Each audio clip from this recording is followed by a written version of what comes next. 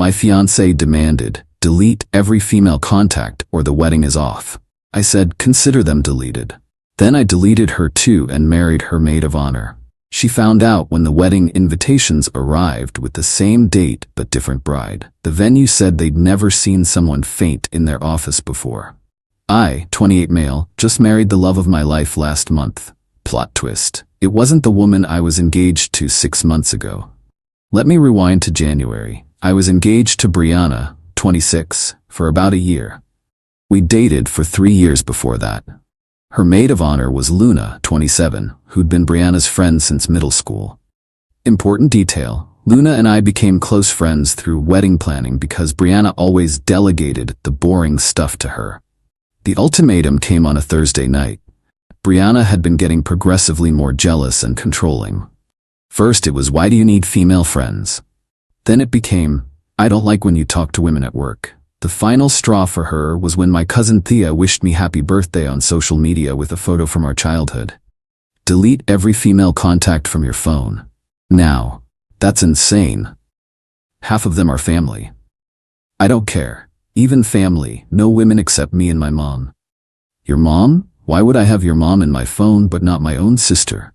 Because I trust my mom. I don't trust these other women. Delete them all, or the wedding is off. I stared at her for a solid minute. You want me to delete my sister, my mom, my cousins, my coworkers, everyone? Everyone. Right now, I'm not marrying someone who keeps backup options. Backup options? My 67-year-old Aunt Rita is a backup option? Don't be cute. Delete them or we're done. I pulled out my phone. Consider them deleted. I went through my contacts in front of her. Mom, deleted. Sister, deleted. Cousins, deleted. Female coworkers, deleted. Her friends that I had for group planning, deleted. Then I got to her name, deleted. What are you doing? You said delete all female contacts. You're female. She actually laughed. Obviously not me, you idiot. No, especially you. Someone this controlling and insecure isn't someone I want to marry. The look on her face? Priceless. She went from smug to confused to enraged in about 3 seconds. You're joking. Nope. Wedding's off. You can keep the deposit since you insisted on paying for everything to have control. She threw my phone at the wall. It survived. Good case. Then came the screaming about how I'd wasted 4 years of her life, how no one would ever love me like she did, how I'd die alone. Better alone than controlled. I left, went to my buddy Diego's place. Brianna blew up my phone with texts ranging from apologizing to threatening to cursing my entire bloodline. Here's where it gets interesting. Luna called me the next day. Hey, I heard what happened. Brianna's telling everyone you had a mental breakdown and called off the wedding because she caught you cheating. That's not even close to what happened. I know. She told me the truth first when she thought I'd take her side. Delete every woman from your life? That's psycho behavior. We talked for 2 hours. Luna revealed that Brianna had been like this in every relationship. Progressively more controlling until the guy broke. She'd stuck around hoping her friend would grow out of it. I'm done enabling her. What she did to you was abusive. A week later, Luna and I met for coffee to discuss canceling vendor contracts since Brianna was refusing to do anything except post cryptic quotes about betrayal on Instagram. 2 weeks later, we met again to make sure everything was handled. 3 weeks later, we were meeting just because we enjoyed talking. 4 weeks later, I realized I'd fallen for Luna. Hard. 5 weeks later, I told her. This is messy, she said. Incredibly messy, I agreed. She'll never forgive me. She'll never forgive either of us anyway. Luna kissed me. Then let's make it worth not being forgiven for. We kept everything quiet for 2 months. Only Diego and Luna's sister Camilla knew. We wanted to be sure this was real, not just trauma bonding or revenge. It was real. Really real. 3 months after the breakup, I proposed. Same ring. I'd gotten it back from Brianna after threatening to take her to small claims court for the $8,000. Luna said yes. Here's the kicker. We kept the same wedding date, same venue, same everything that was already booked and non-refundable. We just changed the bride's name on everything. Update. Y'all wanted to know about the invitation situation. Buckle up. We sent out new invitations 3 weeks before the wedding, changed the names, but kept everything else identical. Same date, time, venue, even the same font. We didn't send one to Brianna initially. We weren't monsters. But her mom, Eleanor, got one since she'd been nothing but kind to me during the relationship. Eleanor called Brianna immediately. Brianna drove straight to the venue. The venue coordinator called me. "Mr. Reeves, there's a woman here claiming there's been identity theft regarding your wedding." I put her on speaker. "Luna and I were having lunch. That's my ex-fiancée. We broke up. I'm marrying someone else now." "On the same date?" "We kept the bookings since they were non-refundable. She's demanding to see the contract. That's under my name. She has no legal right to it." We heard shrieking in the background. The coordinator said she needed to call security. 20 minutes later, Brianna was at my apartment building, buzzing every apartment claiming she was locked out. My neighbor, Mr. Rodriguez, called me annoyed. I explained the situation. He told her through the intercom to leave, or he'd call the cops. She left, but not before keying what she thought was my car. It was my neighbor's. Ashley, the neighbor, had it on her dash cam and filed a police report. Then came the messages. "How dare you give her my wedding? My ring? You gave her my ring? At my vendors that I chose. You chose to end things. These are consequences." I ended things? I sent her the screenshot I'd wisely taken of her ultimatum texts from that night. "Delete every female or we're done. No exceptions. This is non-negotiable." That didn't mean we were broken up. "You literally said the wedding was off. I was teaching you a lesson." "Lesson learned. I'm marrying someone who doesn't need to teach me lessons." She lost it. Called me 73 times in an hour. I counted. I blocked her. She used her work phone. Blocked. Her mom's phone. Blocked. But I texted Eleanor first, explaining why. Then Brianna did something unhinged. She made a Facebook event. "Funeral for Brianna's love life. Same day as the betrayal wedding. Scheduled for our wedding day at a bar near the venue." Luna's sister Camilla was invited. They weren't close, but Brianna was clearly trying to get info.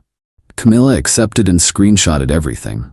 Brianna was planning to have everyone wear black, crash our wedding during the vows, and object with evidence of Luna's betrayal. We hired security. Update 2, the week before the wedding, was eventful. Monday, Brianna called my work claiming I'd stolen $10 worth of her wedding deposits. My boss asked for proof. She had none because I'd paid for everything after she'd insisted on keeping finances separate until marriage. My boss told her to stop harassing his employees. Tuesday, she contacted every vendor trying to cancel everything. The baker called me confused. The florist was annoyed. The photographer straight up told her, "I don't care about your drama. The contract is with Mr. Reeves." Wednesday, this is where she went nuclear. She called Luna's parents. Luna's dad, Roberto, is old school traditional. Luna hadn't told them yet about us because she wanted to do it in person. They lived several hours away. Brianna told them Luna had seduced me while I was vulnerable and stolen me from her. She said Luna had been planning this for years. Roberto called Luna furious. Luna drove there immediately with me. We explained everything, including showing them Brianna's ultimatum texts and the timeline proving nothing happened until well after the breakup.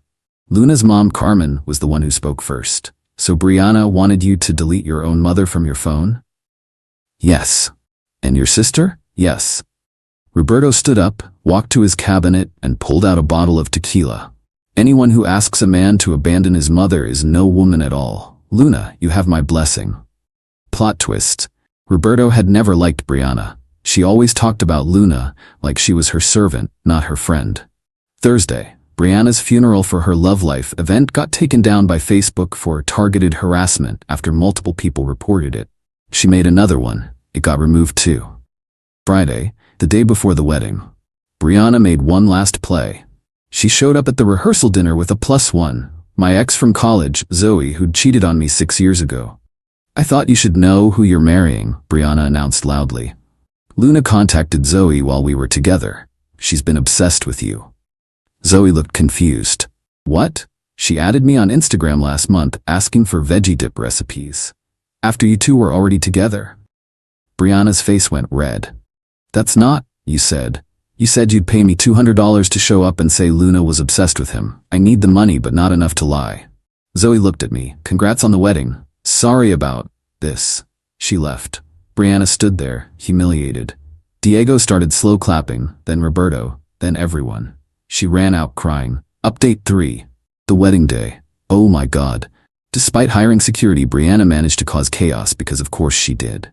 First, she called in a bomb threat to the venue. The police came, evacuated everyone, did their check, found nothing, and were not amused. They traced the call to a burner phone purchased with Brianna's credit card. She's now facing charges for a false report.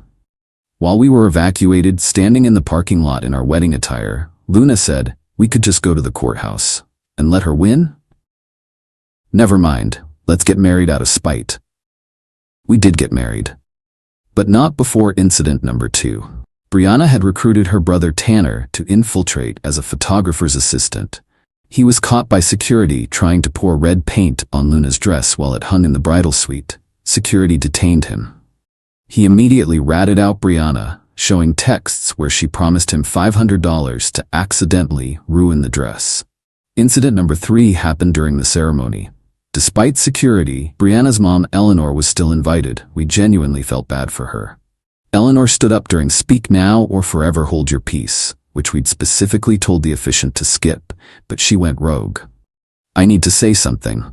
My heart stopped. Brianna is my daughter and I love her, but she's sick, mentally unwell. This obsession with control has destroyed every relationship she's had. I tried to get her help. She refused. "Luna, Ethan, I'm sorry for what she's put you through. You have my blessing." She sat down. You could hear a pin drop. We finished the ceremony. During the reception, Eleanor approached us with a box. "Brianna's childhood therapy reports. I thought you should know what you were dealing with. She's been diagnosed with several personality disorders but refuses treatment. I'm done enabling her." The reception was beautiful, until the cake cutting. Somehow Brianna had convinced the cake decorator, a different person from the baker, to write "Betrayal" in tiny letters around the bottom tier. Luna spotted it right before we cut. "Are you kidding me?" We scraped it off and added extra flowers. Crisis averted. But the peak drama came at 10 p.m. Brianna showed up in a wedding dress, a full wedding dress. Claimed there'd been a mix-up, and she was the real bride. Security stopped her at the door. She caused such a scene that 3 cop cars showed up. The same cops from the bomb threat. "Ma'am, you again?" She was arrested for violating the restraining order we'd gotten earlier that week. Forgot to mention that. Got it after the rehearsal dinner incident. As they drove her away, she screamed, "This was supposed to be my day." Luna threw her bouquet at the cop car. "Now it's mine." Everyone cheered. Final update. It's been a month since the wedding. Time to wrap this saga up. Brianna was charged with false reporting, bomb threat, criminal mischief, keying Ashley's car, conspiracy to commit vandalism, the paint incident, violating a restraining order, harassment. She took a plea deal, probation, mandatory therapy, and 200 hours of community service. But she wasn't done being entitled. 2 weeks after the wedding, she sued us for emotional distress and theft of wedding services. She wanted $50,000. Her lawyer dropped her after seeing our evidence, her ultimatum texts, her admission that she wanted to teach me a lesson, the bomb threat recording, Tanner's testimony about the paint, 47 witnesses to her wedding day meltdown, someone counted. She tried to represent herself. The judge dismissed it in under 5 minutes. "Ma'am, you ended the relationship. You can't sue someone for moving on." "But he used my wedding plans. The contracts are in his name. They're his plans." "But I chose everything." "Then you should have put your name on the contracts." She started crying. The judge was unmoved. "Also, you're currently on probation for crimes committed against this couple. I'm issuing a permanent restraining order. Stay away from them." But the real final straw came last week. Brianna got fired from her job. Not for the criminal charges, but because she'd been using company time and resources to research legal precedents for suing an ex. Her boss found out when she accidentally sent a company-wide email meant for her mom that detailed her 5-year plan to destroy Ethan and Luna. The plan included getting pregnant by someone else and claiming it was mine, photoshopping messages to make Luna look like a homewrecker, hiring actors to claim they'd had affairs with me, starting a podcast called Stealing My Life Back about us Secretvoices. She's now living with her parents. Eleanor sent us an apology card with a Starbucks gift card. "For the therapy you'll probably need after dealing with my daughter." Tanner reached out to apologize properly.